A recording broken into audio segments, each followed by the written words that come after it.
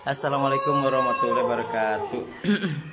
Baiklah, video kali ini, live kali ini ya, siapa tahu saya akan memberikan informasi terupdate ya, informasi terupdate untuk KPM PKH atau BPNT, di mana terupdate hari ini tanggal berapa sekarang ya, tanggal 7 ya, tanggal 7 hari Jumat tanggal 7 bulan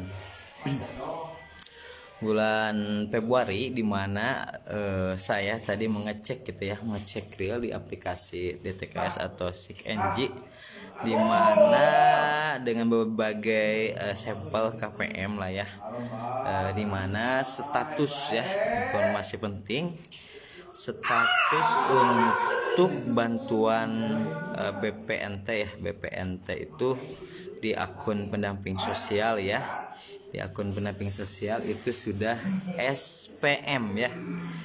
Mungkin yang baru mengetahui gitu ya, maksudnya apa sih Pak SPM itu ya? Sebenarnya saya udah jelaskan kemarin pas live atau video ya. Jadi tahapan untuk dapat bantuan PK atau BPNT itu memang ada tahapannya ya, ada tahapannya, sehingga jadi tidak begitu langsung masuk enggak gitu. Yang saya sering jelaskan, sering sosialisasikan, sering edukasi. Yang pertama itu tahapannya, ini sekarang tahapannya SPM ya, tinggal 2 tahap lagi sih, tahap SPM, SI sama ya pencairan, ya setahap lagi ya, setahap lagi untuk pencairan. Baiklah, apabila ada KPM yang belum mengetahui gitu ya, belum mengetahui untuk tahapan-tahapan bantuan masuk ke KKS atau nanti disalurkan di kantor pos, itu ada tahapan-tahapannya. Yang pertama tahapan pertama itu adanya penentuan KPM. Jadi tahap pertama itu adanya penentuan KPM. Jadi siapa aja KPM yang akan dapat bantuan pada tahap pertama itu. Nah, yang dapat bantuan ya, yang dapat bantuan itu nanti itu dipadankan ya di aplikasi itu ya. Kalau dulu DTKS, sekarang akan menjadi DTSN ya. Itu dipadankan. Lah, Pak, gimana kalau ada yang tahun kemarin dapat bantuan, nah tiba-tiba dicek DTKS atau di aplikasi cek bansos, tahun sekarang tidak terdaftar gitu ya. Ya mungkin itu ada ini dari penentuan KPM tersebut gitu. Penentuan KPM untuk mendapatkan bantuan PKH atau BPNT ya, dari sana gitu ya. Sehingga dia tidak dapat penentuan KPM tahap pertama, berarti otomatis ada yang anomali ya. Anomali itu apa? Anomali itu adalah bermasalah ya. Jadi prosedurnya setelah penentuan itu dipadankan ya, data yang dari aplikasi dengan pusat dipadankan. Nah, kalau misalkan padan, yang biasanya tahun kemarin lancar, ternyata ada lagi muncul namanya di aplikasi tersebut, muncul dalam penentuan KPM atau data bayarnya sudah berarti KPM tersebut tidak ada masalah ya.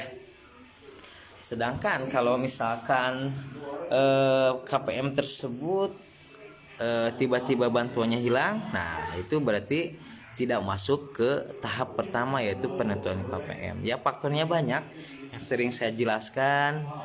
Kemungkinan dia itu pindah alamat, tiba-tiba pindah alamat. Nah, itu juga mengakibatkan bantuannya hilang, sehingga tidak bisa ditetapkan menjadi tahap pertama ya, penetapan KPM. Yang meninggal juga ya, terima kasih yang sudah singgah di live saya. Untuk bertanya boleh ya. Boleh bertanya, boleh. Tentang sekarang nih saya memberikan lab cek real status ya. Tahapan ini tinggal satu tahap lagi untuk bantuan PKH dan BPNT. Ini saya lagi menjelaskan tentang mengedukasi gitu ya, bahwa proses bantuan dan masuknya ke KKS atau disalurkannya ke kantor pos itu tahapannya seperti ini ya. Yang pertama tahapannya apa? Saya udah bilang tadi, penentuan KPM. Di mana dalam penentuan KPM itu banyak sekali KPM yang Yang tidak padan, yang anomali. Di mana faktornya banyak sekali. Yang pertama yang saya tadi udah jelaskan, misalkan ada yang pengikut saya juga bertanya, dia pindah gitu ya. Pindah alamat, pindah kota, pindah desa. Nah, itu saya rasa pasti tidak akan cair, karena harus ada karena ada pengaruhnya pindah itu ya, pengaruhnya seharusnya ada pemutahiran dulu ya, berarti tidak dapat di penentuan KPM. Yang pindah, yang meninggal, yang datanya di KTP ada diupdate, ada pembaruan sehingga ada yang salah, satu saja salah, berarti dia tidak akan dapat bantuan, atau dalam tahap pertama penentuan KPM tersebut atau data bayar itu dia tidak akan dapat. Ya, banyak sekali yang anaknya kerja di pabrik yang sudah, atau pengurus yang kerja di pabrik sehingga dapat gaji UMR, adanya BPJS kesehatan dan ketenagakerjaan, bisa juga ada mungkin orang tuanya PNS. Mungkin juga ada yang dalam penentuan KPM bisa juga di dalam masyarakat itu ada tetangganya melihat ternyata yang dapat bantuan itu orang yang mampu, udah punya motor, rumahnya bagus, penghasilannya bagus, perekonomiannya bagus, sehingga tetangganya itu ya melaporkan, bisa aja melaporkan, dan akhirnya yang orang yang tidak tepat sasaran itu ya hilang gitu ya. Oke, banyak faktor lah dalam penentuan KPM sehingga tidak padan, nicknya tidak padan, sehingga di dalam tahap pertama dalam penentuan KPM dia tidak masuk data bayar ya. Tahap pertama yaitu data bayar atau penentuan KPM. Yang kedua, proses untuk tahap selanjutnya itu KPM itu yaitu evaluasi komponen ya. Sudah muncul data bayarnya atau penentuan KPM, nanti setiap KPM tersebut dievaluasi komponennya. Dalam penerima manfaat itu apakah ada anak sekolah, berapa anak sekolahnya, SD, SMP, SMA, atau ada anak balita atau ibu hamil atau disabilitas atau lansia. Nah, tahap kedua adalah evaluasi komponen. Saya coba ini Kak Neng ya. Assalamualaikum Kak, belum dapat kabar ya tentang pengusulan yang terdeteksi BPJS yang udah diusulkan di desa itu ya. Kalau itu sih lebih baik kalau udah usulkan ya temui aja ya operator DTKS-nya ya, Kak Neng ya. Coba aja temui operatornya. Soalnya kan untuk kayak yang perubahan terupdate itu memang pasti membutuhkan proses waktu ya, waktu untuk berubahnya. Soalnya kan harus ada perubahannya, itu harus ada orang-orang terkait gitu ya. Nanti coba aja untuk untuk BPJS, PBI mungkin lah ya, PBI ya, coba aja temui aja operatornya ya, tekan operator data DTKS-nya. Soalnya nanti itu yang yang bisa mengakses itu, memutakhirkan atau memperbaiki itu operator DTKS. Ya, kalau misalkan udah diperbaiki datanya sama operator, berarti tinggal menunggu aja. Tinggal menunggu diupdate, dipadankan, disinkronisasikan sama pusat. Kalau misalkan udah beres masalahnya, ya berarti dapat lagi bantuannya ya untuk Kak Neng ya. Oke, saya akan lanjutkan tahap kedua yaitu evaluasi komponen ya. Dalam evaluasi komponen KPM itu jadi sistem dalam aplikasi tersebut mengevaluasi mengevaluasi apakah dalam keluarga penerima manfaat tersebut komponen apa saja ini untuk bantuan PKH ya. Kalau BPNT tinggal gampang aja sih, itu memang harus udah gamblang ya kalau BPNT ya. Tinggal apa? Tinggal dievaluasi dalam suatu keluarga tersebut. Misalkan ada anak SD 1. Nah, evaluasi ternyata dia akan dapat bantuan ya, kategori atau komponennya SD 1. Oke, sebelum saya lanjutkan saya akan mencoba menjawab pertanyaan Kak Natali ya. Kak Natali, kalau SPM habis itu apa Bang? Untuk Kak Natali, kalau SPM itu kan surat perintah membayar, cuman satu tahap lagi kayak SI ya. Tahap selanjutnya SI itu salur transaksi. Jadi tahap SI itu adalah Bank Himbara, di mana Bank Himbara itu mentransfer bantuan atau saldo ke KKS. Itu aja. Kalau udah ada tahap SI itu proses Bank Himbara, himpunan bank-bank negara seperti BSI, BRI, Bank Mandiri, BNI. Nah, itu adalah bank-bank Himbara ya, yang bekerja sama dengan Kementerian Sosial, itu akan mentransfer bantuannya ke KKS atau nanti lewat penyaluran PT Pos ya. Untuk Kak Neng ya, oke Kak, terima kasih ya, sama-sama Kak Neng. Mungkin ada yang mau ditanyakan, boleh Kak ya, bebas. Apalagi sekarang ini hilal ya, hilal sangat bagus, sangat kabar baik ya, dimana per hari ini BPNT, bantuan BPNT dan itu PKH itu udah statusnya SPM, surat perintah membayar. Tinggal satu tahap lagi ya. Oke, saya akan lanjutkan. Siapa tahu yang berkenan atau berbaik hati bolehlah untuk mengirim bintang ya, dimana saya ya bisa mengirim bintang lah ya, berbagi rezeki mudah-mudahan.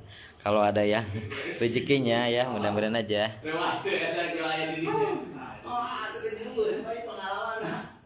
Boleh ya untuk ada yang rezekinya ya, yang penting saya ini dapat memenuhi tantangan ya. Dalam 2 hari ini harus ada tantangan untuk menerima bintang ya. Paling berapalah gitu, bintang apa aja juga. Ya, terima kasih, yang penting mengirimkan bintang ya. Oke, saya akan lanjut sebelum ada yang ditanyakan lagi, dimana lanjut. Tadi tahap pertama itu adalah penentuan KPM ya, penentuan KPM atau data bayar yang fix yang diajukan nanti ke Bank Himbara ya. Jadi yang pertama itu penentuan KPM. Tadi udah saya jelaskan, dalam penentuan KPM itu banyak sekali drama-drama gitu ya. Kayak sinetron aja ya, drama ya.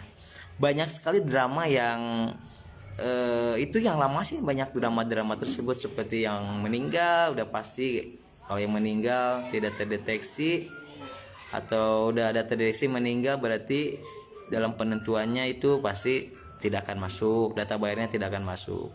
Yang pindah alamat sama, pindah alamat karena dilagakan, dipadankan, disinkronkan sama pusat, datanya tidak masuk juga atau jong juga nanti, atau tidak masuk ke penentuan KPM atau data bayar ya. Banyak drama lah ya. Nah, ini banyak drama sekali. Nah, sekarang ini tadi baru tahap kedua ya. Tahap keduanya yaitu evaluasi komponen. Saya akan jelaskan lagi ya. Ini sebelum ada yang menanyakan, saya akan menjelaskan lagi. Tahap evaluasi komponen itu yaitu tahap di mana suatu keluarga atau penerima manfaat dievaluasi oleh sistem atau basis sistem, apakah keluarga tersebut itu komponennya apa saja gitu ya. Misalkan dia itu mempunyai komponen anak SD 1, SMP 2, SMA 3 ya, misalkan.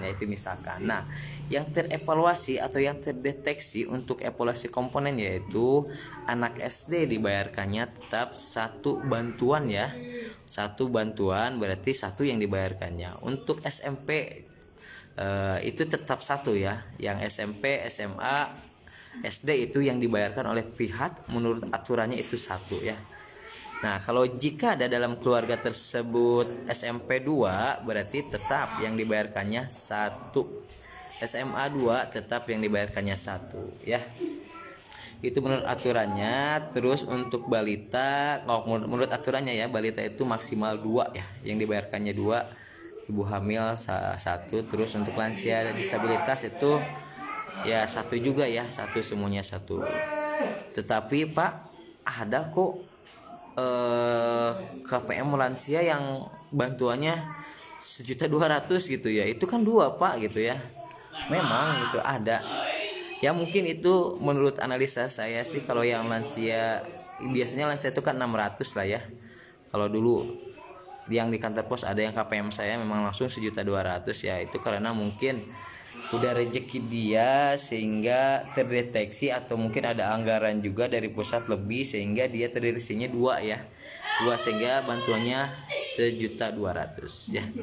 Ini dalam apa? Dalam evaluasi komponen. Nanti berarti keluarga tersebut, ini contohnya ya. Keluarga tersebut ternyata cuman anak SD dan anak SMA gitu ya. Anak SMP tidak ada, anak SD tidak ada, SMP tidak, cuman anak SMA. Berarti dalam evaluasi komponen dia itu munculnya atau yang akan dibayarkannya cuman anak SMA saja, karena sudah terevaluasi atau sudah terdeteksi sama sistem komponennya atau kriterianya cuman anak sekolah SMA. Jadi yang dibayarkan ya, atau yang muncul data bayarnya nanti cuman anak SMA aja, yaitu sebesar 500.000. Itu evaluasi komponen. Evaluasi ya banyak drama juga, pastilah ada human errornya, ada error aplikasinya juga banyak ya. Yang pasti ya tahap selanjutnya yaitu verifikasi rekening ya. Tadi penentuan KPM tahap pertama, yang kedua yaitu evaluasi komponen, dan yang ketiga itu final closing ya, lupa saya ya. Tahap ketiga itu final closing, di mana sesudah dievaluasi itu nanti si KPM tersebut nanti masuknya ke sistem final closing ya. Sistem final closing, di closing, jadi semuanya sekarang kan udah lewat status atau tahap final closing. Berarti kalau misalkan se-Indonesia 10 juta udah peak, ya udah 10 juta itu yang udah di final closing. Udah ada final closing, udah peak, udah ada komponennya juga. Berarti habis final closing itu ada tahapan verifikasi rekening ya. Verifikasi rekening, di mana verifikasi rekening itu apakah benar gitu ya. Namanya misalkan Bu Ani gitu ya, rekeningnya sekian-sekian gitu kan. Sudah diverifikasi ternyata benar, berarti semuanya sama. Terus itu bertahap ya. Soalnya bukan satu aja KPM, ini seluruh Indonesia. Untuk apalagi untuk tahap ini ada banyak penambahan ya, penggenapan KPM, termasuk yang KPM saya juga, saya sudah ngecek ada penambahan yang signifikan lah ya. Ada yang signifikan, yang asalnya ada penambahan sekitar, kalau yang saya ini ya, yang saya cek tadi sekitar ya 40%-an lah ya. Ada penambahan KPM baru lah gitu, yang kemarin yang hasil dari penggenapan 10 juta dan penambahan 3,8 juta KPM untuk BPNT lah ya. Nah, itu adalah verifikasi rekening. Ternyata sesudah tahapan verifikasi rekening udah memang verifikasi tersebut, tahap selanjutnya yaitu SPM. Nah, hari ini tanggal 7 hari Jumat tanggal 7 Februari, status untuk bantuan BPNT dan PKH saya tadi ngecek yaitu statusnya SPM ya. Untuk pengikut, untuk siapa aja yang nonton live saya, itu statusnya SPM ya. Tahap habis verifikasi final closing, verifikasi rekening, tahap selanjutnya itu SPM. SPM itu apa? Surat perintah membayar lah ya, surat perintah membayar. Berarti tinggal satu tahap lagi SPM, terus SI, saluran transaksi gitu ya. Dimana kalau SPM itu yang maksud SPM itu Pak, yang dimaksud yaitu ya ada surat perintah dari pusat untuk ke bank-bank himbara agar dibayarkan gitu ya. Nanti ya itulah nanti banyak kan 10 juta atau 15 juta untuk BPNT ya.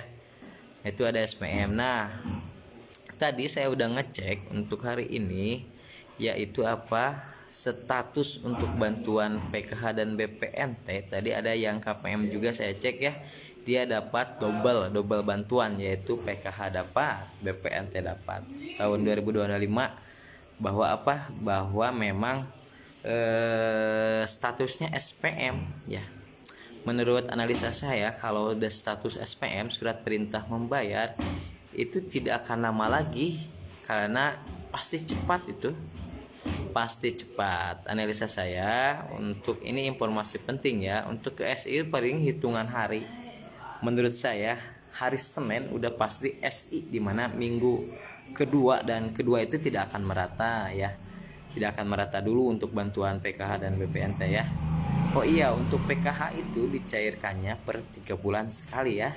Sudah ada surat edaran dari Bapak Menteri bahwa untuk PKH itu per 3 bulan sekali. Bukan seperti tahun kemarin. Kalau tahun kemarin itu per 2 bulan sekali, sekarang setahun sekali ya.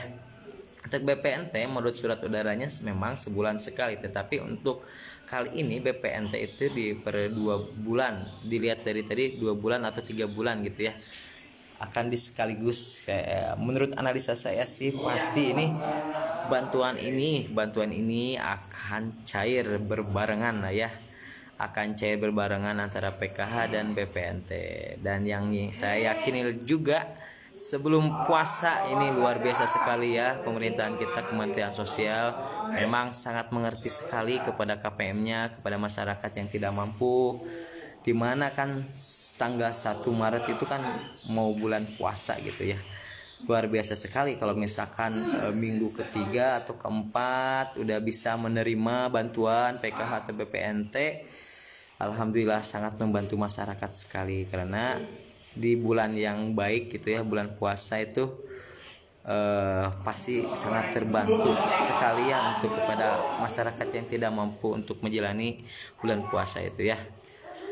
Ada yang ditanyakan silakan untuk KPM atau yang lihat lab saya, boleh untuk ditanyakan ya, silakan. Ya, oke. Untuk hari ini saya cek real di status di aplikasi saya, di akun pendamping sosial, bahwa untuk status bantuan BPNT, status atau tahapannya itu SPM ya. SPM itu adalah surat perintah membayar. Tinggal satu tahap lagi menjadi SI, salur transaksi lah ya. Salur transaksi udah SI, udah kalau sudah muncul SI, Bank Himbara sudah mulai gercep. Tang saldonya udah pada pasti masuk kepada KKS. Oh iya Pak, kalau yang kantor pos gimana Pak? Untuk yang ke kantor pos itu memang sekarang itu tidak kebetulan memang sama gitu ya. Kantor pos dan yang ke KKS itu sama per 3 bulan sekali. Jadi yang untuk ke kantor pos tadi saya cek juga ada KPM saya yang ke kantor pos masih ya dicairkannya per 3 bulan sekali. Kemungkinan ya awal Maret atau akhir Maret ya, mudah-mudahan di kantor pos juga segercep ke KKS gitulah ya, penyalurannya gede banget kalau KKS ya. Dan yang untuk tahun kemarin tahap terakhir yaitu Bank Himbara tercepat Bank Himbara tercepat yaitu Bank BSI. Nah, akankah BSI sekarang mulai tercepat atau tergercep gitu ya untuk menyalurkan? Apakah Bank BRI yang menjadi terdepan? Nanti kita simak aja seminggu lagi lah ya. Seminggu lagi apakah dulu kalau tahun tahap terakhir itu Bank BSI yang pertama, Bank Mandiri kedua, BSI Mandiri, terus BNI yang BRI terakhir kalau gak salah ya. Ya mudah-mudahan aja nanti siapa aja sih yang tercepat ya. Yang penting saldo bantuan itu masuk ke KKS sebelum bulan puasa sih.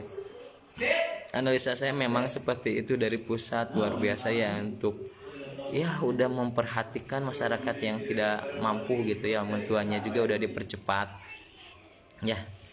Oke, informasi penting real check terupdate tanggal 7 Jumat, hari Jumat tanggal 7 Februari udah perubahan status menjadi SPM surat perintah membayar ya. Mudah-mudahan informasi saya bermanfaat, mudah-mudahan ini udah pasti nih gercep semuanya ya.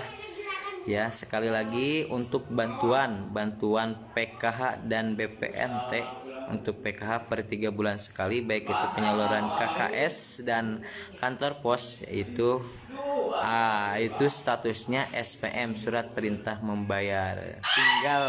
Tinggal SI, dan habis SI langsung saldo masuk berteberangan ke KKS ya.